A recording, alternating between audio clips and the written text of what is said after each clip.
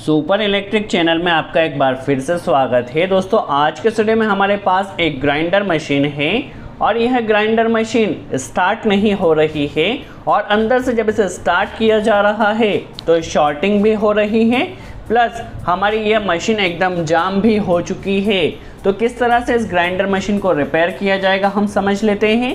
पहले तो हमारी ग्राइंडर मशीन स्टार्ट नहीं हो रही है और यदि स्टार्ट होती भी है तो अंदर से शॉर्टिंग हो रही है। चलिए रिपेयरिंग के लिए सबसे पहले हम इस ग्राइंडर मशीन को ओपन कर लेते हैं, फिर किस तरह से इसे की कंप्लीट रिपेयरिंग की जाएगी हम समझ लेते हैं। देखिए सबसे पहले ग्राइंडर मशीन में आपको यहाँ से जो कार्बन ब्रश होते हैं उस कार्बन ब्रश को निकाल लेना है। देखिए कार्बन ब्रश हमारे यहाँ पर घिस चुके हैं, तो पहले हम इस कार्बन ब्रश को निकाल लेते हैं। देखिए यहाँ से आसानी से डिस्कनेक्ट हो जाएंगे। पहले हम इस ग्राइंडर मशीन को ओपन कर लेते हैं, फिर किस तरह से रिपेयरिंग की जाएगी समझ लेते हैं। ओपन करने के लिए देखिए पीछे का बोल्ट हमने खोल दिया है, आगे की तरफ यहाँ पर 4 बोल्ट होते हैं, इन 4 बोल्ट को आपको खोल लेना है। यदि आप बिगिनर्स है तो केयरफुली वॉच कीजिए किस तरह ग्राइंडर को ओपन किया जाता है, किस तरह से चेक किया जाता है, किस तरह से रिपेयर किया जाता है। देखिए यहाँ से अभी हमने निकाल लिया है, देखिए एकदम यह ओके है। यहाँ पर यदि हम चेक करें तो यहाँ पर देखिए जो गियर है वो नहीं घूम रहा है, मशीन अंदर से जाम हो चुकी है। देखिए अंदर से यह जाम हो गई है। चलिए अभी हम इसे ओपन कर देखते हैं अंदर से क्या प्रॉब्लम आ रही है। तो यहाँ से आप आर्मेचर को हल्का सा प्रेशर लगाकर बाहर कर दीजिए, देखिए आसानी से यह बाहर आ जाएगा। चलिए यहाँ पर सबसे पहले हम आर्मेचर को बाहर करते हैं और आर्मेचर में यदि हम देखें तो यहाँ पर देखिए आर्मेचर से जो वायर्स हैं वह कटने के कारण बाहर आ चुके हैं, आप देख सकते हैं। इसी के कारण शायद हमारा आर्मेचर वहाँ पर नहीं घूम रहा है। तो इस तरह से आर्मेचर पूरी तरह से हमारा कट चुका है। और यहाँ पर यदि हम कॉइल को भी चेक करें तो कॉइल भी यहाँ पर देखिए जल चुकी है या डैमेज हो चुकी है। देखिए इस तरफ से भी कॉइल इसकी डैमेज हो चुकी है। तो हमें इस ग्राइंडर मशीन में कॉइल को भी रिप्लेस करना होगा और आर्मेचर को भी रिप्लेस करना होगा। सबसे पहले जो ब्लू वायर है वह कार्बन ब्रश के इनपुट पावर सप्लाई के वायर्स होते हैं, तो दोनों ब्लू वायर को हमें निकाल लेना है। चलिए आसानी से इसके लॉक्स निकल जाएंगे, आप निकाल लीजिए। देखिए वायर का कलर कोड कुछ भी हो सकता है, आपको कंफ्यूज नहीं होना है। जो कार्बन ब्रश के पास 2 वायर्स होते हैं ये आपके कार्बन ब्रश में सप्लाई के लिए वायर होते हैं, और ये जो 2 ब्लैक वायर आपको नज़र आ रहे हैं देखिए ये कार्बन ब्रश की सप्लाई के लिए ब्लू वायर हैं, और यह जो ब्लैक वायर आपको नज़र आ रही है ये इनपुट पावर सप्लाई के लिए वायर्स हैं। चलिए यह दोनों वायर अभी हमने निकाल लिए हैं और कार्बन ब्रश के भी वायर निकल चुके हैं। कॉइल में टोटल हमारे पास 4 वायर्स होते हैं, तो 4 वायर्स को हमने निकाल लिया है और यहाँ से इसे हमें बाहर कर लेना है। वैसे हमने ग्राइंडर मशीन की वाइंडिंग किस तरह से की जाती है, किस तरह से कंप्लीट फिटिंग की जाती है, इसके ऊपर डिटेल वीडियो बनाया, लिंक डिस्क्रिप्शन में मिल जाएगी।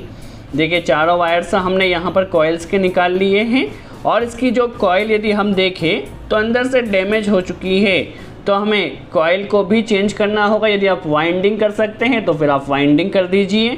तो यहाँ पर देखिए कॉइल को भी चेंज करना है और आर्मेचर हमने मार्केट से न्यू सेम मॉडल का आर्मेचर आपको लाना है। सेम मॉडल का आर्मेचर लाए हैं हम, और यह हमारे पास कॉइल है जो कि हम न्यू कॉइल लाए हैं। कॉइल में वायर का कलर कोड कुछ भी हो सकता है, आपको कलर कोड से बिल्कुल भी कंफ्यूजन नहीं होना चाहिए। चलिए अभी हम इस कॉइल को भी चेंज करेंगे, कॉइल का कनेक्शन किस तरह से किया जाएगा वह भी समझेंगे। यदि इस आर्मेचर में देखें तो अंदर की तरफ एक फ़ैन होता है, यह फ़ैन भी टूट गया था जिसके कारण हमारी हैमर मशीन शायद वहाँ पर हीटअप हो रही हो। तो जो न्यू हमारे पास यहाँ पर देखिए आर्मेचर है, इस आर्मेचर का फ़ैन भी न्यू है, तो इस न्यू आर्मेचर को भी हमें चेंज करना होगा। सबसे पहले इसका गियर हमें निकालना होगा, तो यहाँ पर 10 के पाने का आपको यूज़ करना है इस बोल्ट को खोलने के लिए। चलिए 10 के पाने से अभी हमने बोल्ट खोल लिया, यहाँ से गियर निकाल लिया, लॉक निकाला और यहाँ से बैरिंग निकाला। चलिए यहाँ पर पीछे की तरफ भी एक बैरिंग होता है जिसे हमें निकाल लेना है। पीछे की तरफ इसमें 607 नंबर का बैरिंग लगता है और आगे की तरफ 608 नंबर का बैरिंग लगता है। देखिए हमने बैरिंग निकाल लिया है, ये 607 नंबर का बैरिंग है और एकदम ओके है। तो इसी बैरिंग को हमें न्यू आर्मेचर में फिट कर देना है।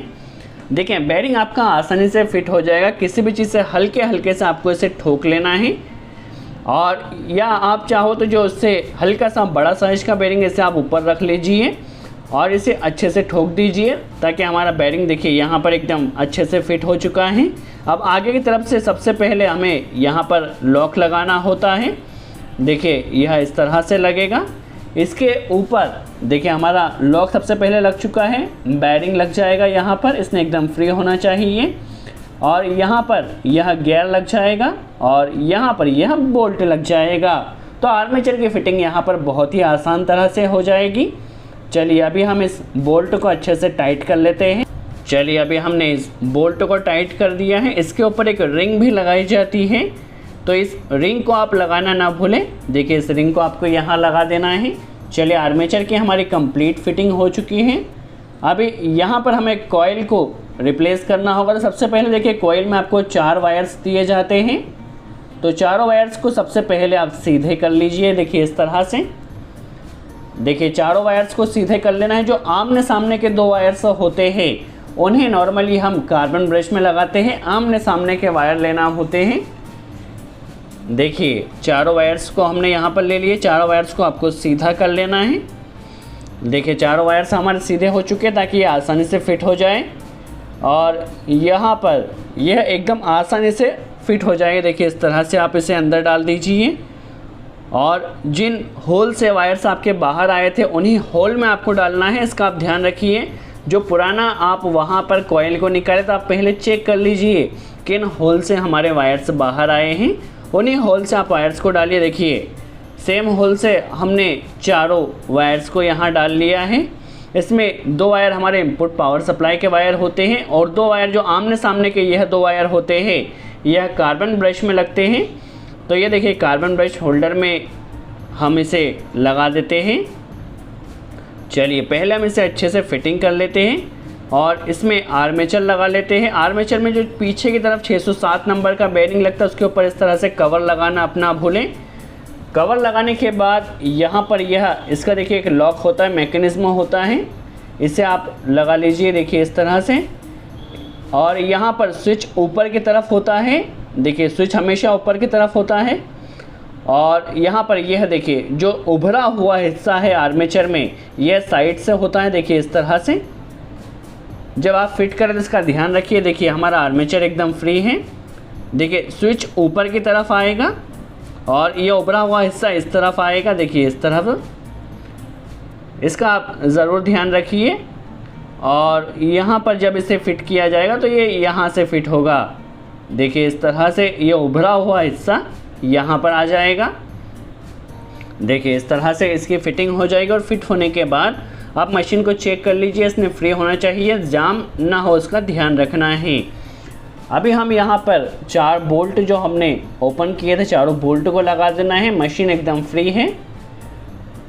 चलिए चारों बोल्ट को अभी हम लगा लेते हैं अच्छे से। चलिए चारों बोल्ट हमारे लगने के बाद इसमें लूजिंग ना हो इसका ध्यान रखना है, और मशीन हमारी एकदम फ्री है। इसमें सबसे पहले कार्बन ब्रश हम चेंज कर रहे हैं।